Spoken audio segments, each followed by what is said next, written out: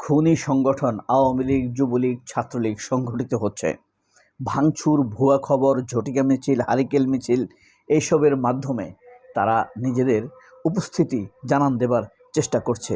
গুজব ছড়িয়ে শিবির ছাত্রদলের মধ্যে বিভেদ তৈরি করার মাধ্যমে তারা নিজেদের অবস্থান তৈরি করার চেষ্টা করছে। ভারত থেকে তাদেরকে দিক নির্দেশনা দিচ্ছে পলাতক মন্ত্রী, এমপি, সাবেক অবৈধ সকল নেতারা। বিজিবি জিতার পর ভারতে কলকাতায় মমতা হারার কারণে বিজিবি জিতার পর তারা নতুন করে আশার আলো দেখতে শুরু করেছে। জুলাই বিপ্লবের মামলাগুলোর কোনো তেমন অগ্রগতি দৃশ্যমান হচ্ছে না।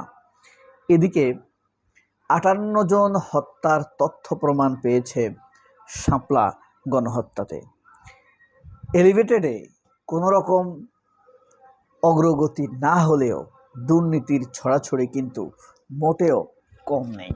আজকের পত্রিকাগুলোতে খুব স্বাভাবিকভাবে প্রধান খবর হলো নিষিদ্ধ আওয়ামী লীগের মুখের হাসি, কলকাতায় বিজেপির বিজয়, জুলাই বিপ্লবের হামলা বিচার, শাপলায় ৫৮ হত্যার প্রমাণ পেয়েছে তদন্ত সংস্থা। প্রিয় বন্ধুরা, আজকের দৈনিক আমার দেশ পত্রিকা স্বাভাবিকভাবেই গণকাঙ্ক্ষিত নিউজগুলোই করেছে, যেগুলো জনগণের জন্য গুরুত্ববহ, প্রয়োজনীয়। একইভাবে অন্য পত্রিকাগুলো শাপলাকে গুরুত্বহীন করে তুলে ধরবার চেষ্টা করেছে অতীতের মতো। যেমন প্রথম আলো বলেছে শাপলা একটি তাণ্ডব, তার মানে শাপলার ঘটনা ঘটিয়েছে মাদ্রাসার ছাত্ররা। সেখানে ঢাকায় যত সেদিন দোষ ত্রুটি হয়েছে সব কিছু দোষ হইল মাদ্রাসার ছাত্রদের, পুলিশ কোনো দোষ নেই। এইভাবেই প্রথম আলো তাদের ন্যারেটিভকে জারি রেখেছে। কিন্তু দৈনিক আমার দেশ পত্রিকা এই সকল এতিম ধার্মিক মাদ্রাসা ছাত্রদের উপরে গুলিবর্ষণ, গণহত্যার বিচার চেয়ে আজকের হেডিং করেছে এইভাবে: নিষিদ্ধ ছাত্রলীগ, যুবলীগকে সংঘবদ্ধ করার নীল নকশা। কারা করছে ভিতর থেকে? এটা ওয়াকার হতে পারে, সম্ভাবনা বেশি ডিজিএফআইয়ের একটি অংশ হতে পারে। খেটে খাওয়া কৃষক, কামার কুমারের টাকায় এখন তারা বেতন নেয়, কিন্তু কাজ করছে আওয়ামী লীগের জন্য, যারা মানুষের উপরে অনবরত শতাব্দীর সেরা অত্যাচারগুলো চালিয়েছে। ভারত থেকে কলকাঠি নাড়ছেন আওয়ামী লীগের নেতারা। গোপনে অন্তত 50টি ইউনিট কমিটি গঠন করা হয়েছে। গুজব ছড়িয়ে ছাত্রদল শিবিরের মধ্যে বিভেদ তৈরি করে তারা নিজেদের স্পেস তৈরি করার চেষ্টা করছে। বিভিন্ন স্থানে ঝটিকা মিছিল, রাতে হারিকেন মিছিল এবং পোস্টারিং ও শপথ। আইন শৃঙ্খলা বাহিনীর তৎপরতা কম দেখা যাচ্ছে তাদেরকে।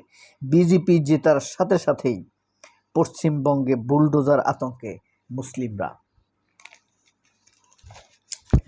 এই যে যা ঘটছে, নির্বাচন পরবর্তী সময়ে বিভিন্ন এলাকায় উত্তেজিত সংখ্যালঘু অধ্যুষিত অঞ্চলে নিরাপত্তাহীনতার আশঙ্কা দেখা দিয়েছে।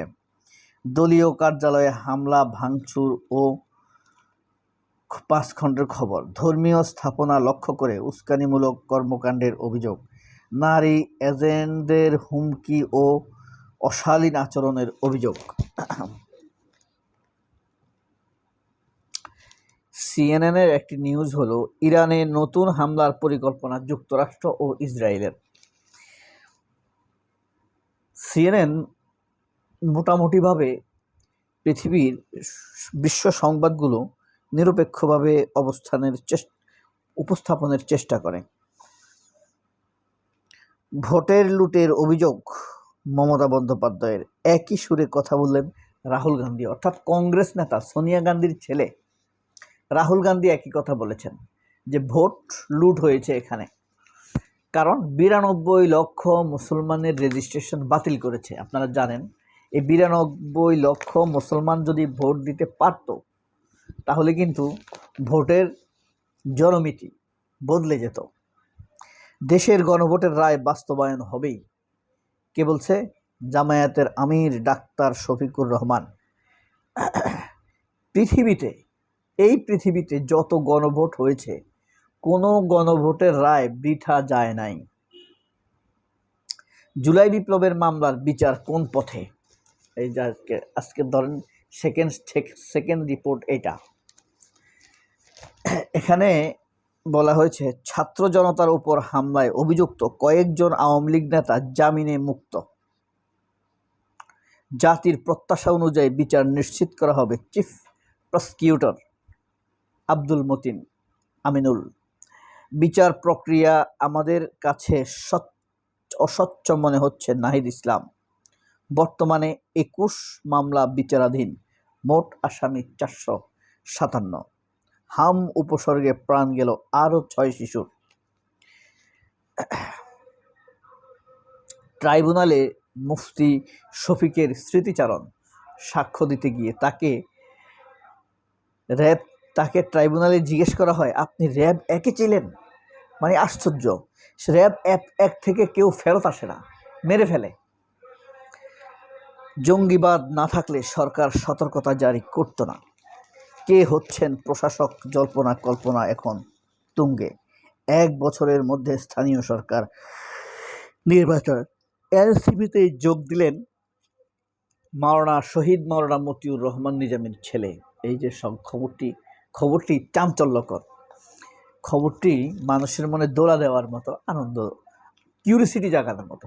কি ঘটলো জামায়াতে, যে জামায়াতের আমিরের ছেলে এখন এনসিপিতে যোগ দিতে যাচ্ছে। এদিকে পররাষ্ট্রমন্ত্রী খলিলুর রহমান বলেছেন, ভারত যদি পুশিং করে তাহলে ব্যবস্থা নেওয়া হবে। হিন্দুত্ববাদ বেষ্টিত বাংলাদেশ, ভাইরাল ভার্চুয়াল সংস্কৃতির পথ পরিক্রমা। ডক্টর আব্দুল মজিদ, তিনি এনবিআরের চেয়ারম্যান ছিলেন, বর্তমানে কলাম লেখেন। ইরান যুদ্ধ, যুক্তরাষ্ট্রের হাত ছেড়ে দিচ্ছে ইউরোপ। অর্থাৎ ইউরোপের সাথে যুক্তরাষ্ট্রের সম্পর্ক কমছে। আন্তর্জাতিক খবরগুলোর মধ্যে আজকে রয়েছে ইসরায়েলি বাহিনীর দখলে গাজার 60% ভূমি, নতুন আগ্রাসনের পরিকল্পনা। পুলিৎজার জিতলেন গাজার ফটো সাংবাদিক। আমেরিকার চলমান আগ্রাসনে ইরানের পারমাণবিক কর্মসূচির ক্ষতি সামান্যই। বিরোধপূর্ণ স্থানে ভারতের তীর্থযাত্রার ঘোষণা, নেপালের প্রতিবাদ। রাশিয়ার আকাশ থেকে ঝরছে কালো বৃষ্টি।